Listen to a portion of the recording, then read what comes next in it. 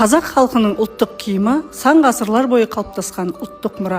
Ұлттық киім халқының рухын бейнелейтін ұлттық дизайнның көркемдігі мен қайталанбас өрнегі. Ұлттық киімімізге арналған бұл күн ата-бабамызды ұрпақтан ұрпаққа жалғасып келе жатқан салт дәстүрімізді, әдет-ғұрыптарымызды еске алатын ерекше кезеңге айналады.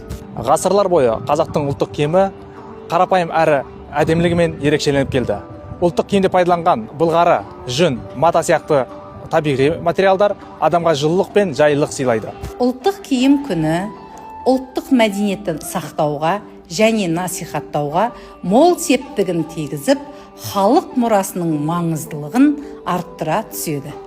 Ең әдемі киім өз ұлтымның киімі. Қазақтың ұлттық киімі өзінің ою-өрнектерімен және әшекейлерімен ерекшеленеді. Ұлттық киім күні құтты болсын. Ұлттық құндылықтарды насихаттау мақсатында Наурызнама тұжырымдамасына сәйкес өткізіліп отырған 10 күндік аясында ұлттық киім күні челленджін Шымкент қаласы білім басқармасына қарасты 143 мектептен қабылдап алып, 145 мектепке